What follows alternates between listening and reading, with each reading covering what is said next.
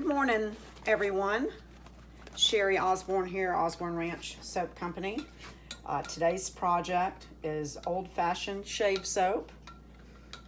I have already measured out my oils and I am getting my cocoa butter melted so that I can combine it with the rest of the oils.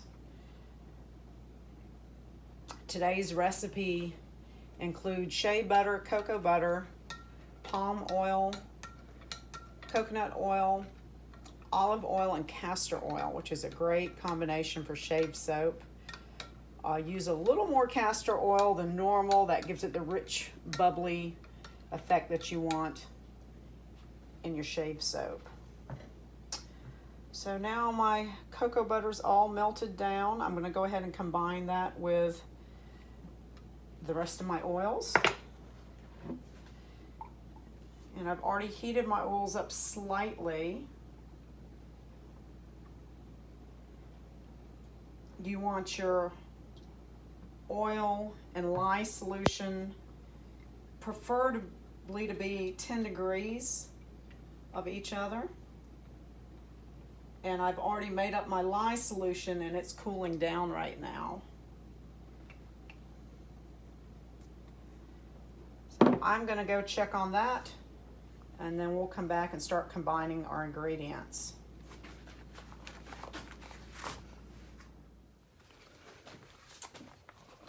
Okay, we're gonna take the temperature of the lye solution,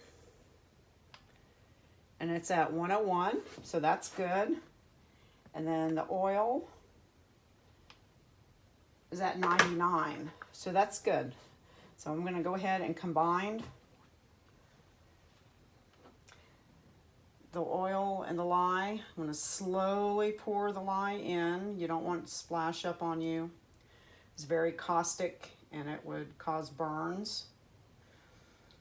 When you're handling lye, you want to be very careful. You should always use eye protection, gloves,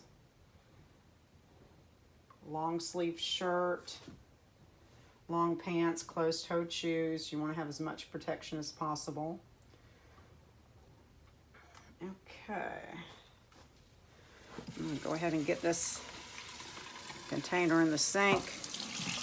Get it rinsed out just a little bit.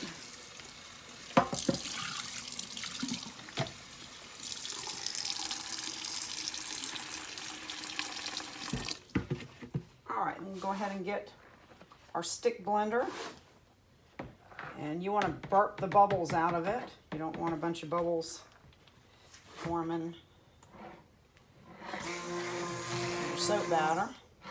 And we'll go ahead and pulsate this and continue stirring.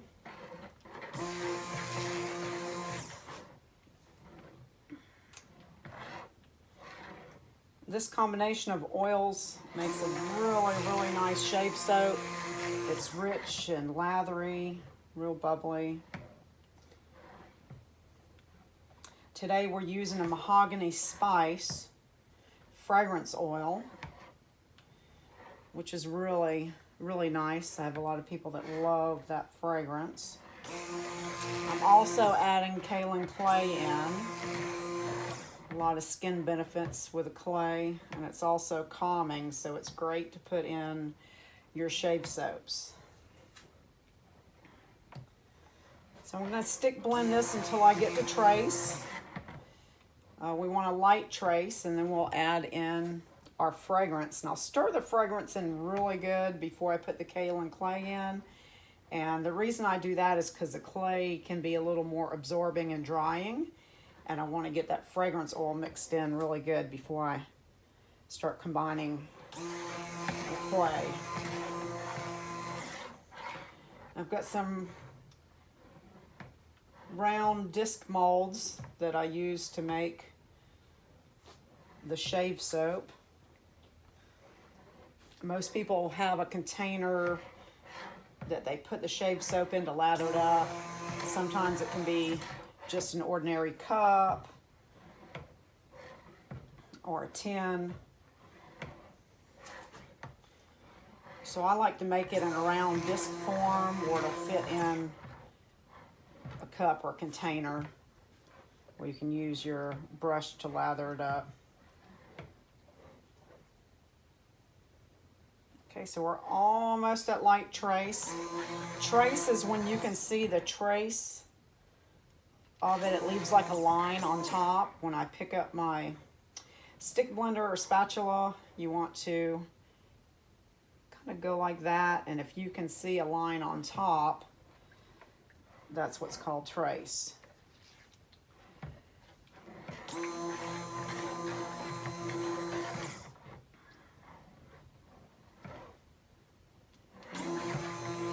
Just about there.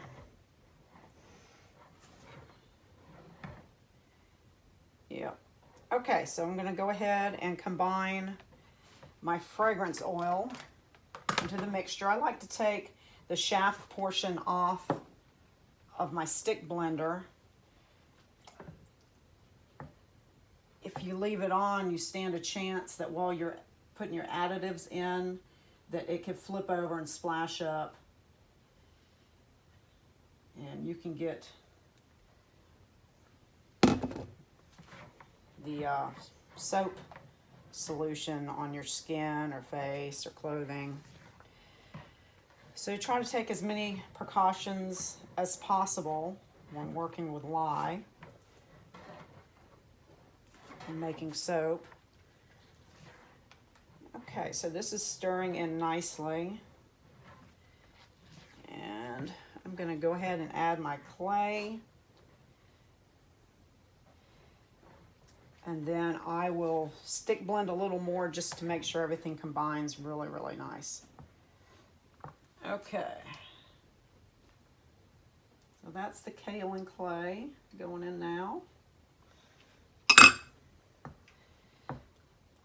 And I tell you a trick I like to do to combine clay and charcoal. You can stir it in, but I like to take my stick blender and kind of gather it up and push it down in there, because it tends to poof up, especially the charcoal. Now I did get some air in there. You seen that little bit right there kind of poofed up.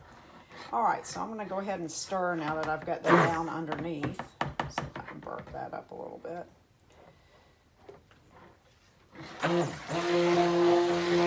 Okay, then I'll stick blend to try to get that clay combined in there. Anytime you're working with an additive like clay or mica or charcoal, you want to get it blended in throughout the whole batter. And you have to sometimes know about your fragrance too. Some of these fragrances can move the batter and make it start seizing up. So you got to kind of know what you're working with as far as your fragrance oils go and your additives. Clay and charcoal is absorbent. Okay, so you can see we're at a really more of a medium to medium thick trace. I don't know if you can see how that's leaving a line on top. So we are just about ready to pour these into the molds. Oh, that fragrance smells so good.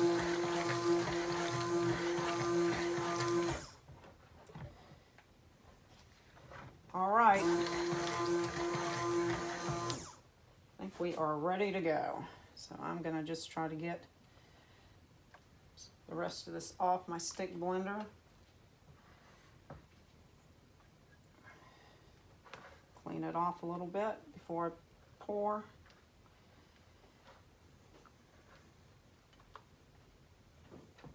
Okay. Get our first mold up here.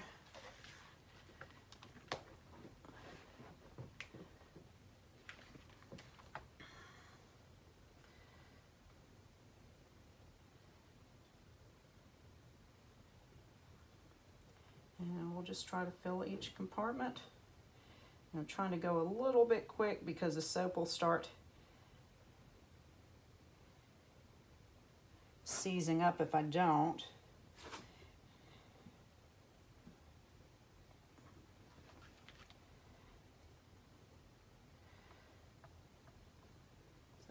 pour this in all of these cavities.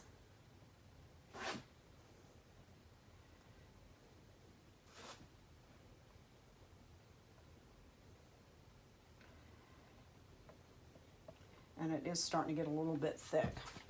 So I'm gonna kind of tap these down a little bit. Slide these aside. Bring in our next mold. I'm gonna go ahead and stir it a tiny bit. If it starts to thicken, you can stir your batter up and that'll help it keep it from getting too thick where it's hard to pour.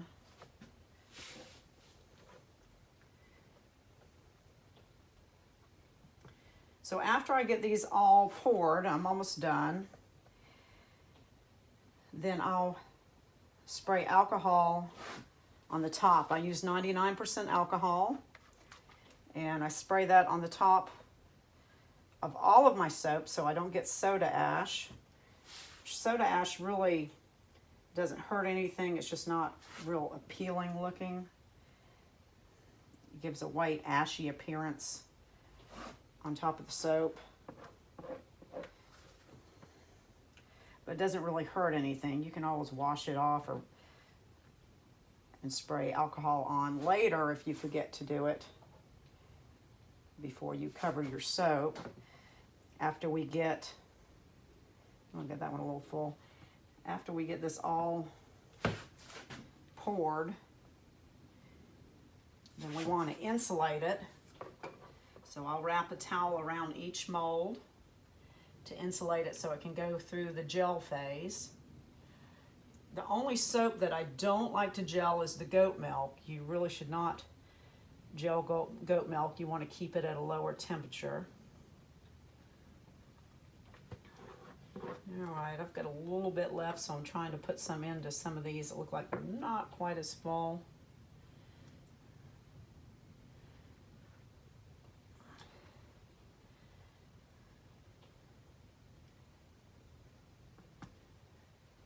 Get them filled up a little better. And you can see it's really getting thick now.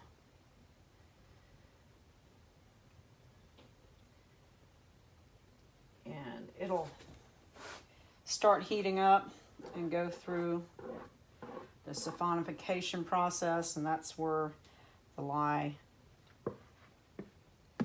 and soap, the lye and the oils turn into soap. All right, so I think I've about got this all done. We'll go ahead and spray it down with alcohol. You want to make sure you keep your safety equipment on when you're washing everything as well, because this batter is very caustic until it goes through that whole saponification process and turns into soap. You still want to keep covered up real well. Okay, so I'm getting my 99% alcohol, and I'm going to spritz these down. Really good. All right, then I'll cover them up, wrap them in a towel, and we'll let them sit for a couple of days, and we'll pop them out of the molds, and they'll have to cure for 4 weeks. So we'll have them set on the drying rack for 4 weeks, and then our shave soap will be ready to go.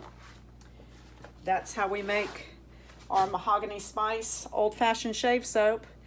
Thank you for watching. I hope you have a wonderful day.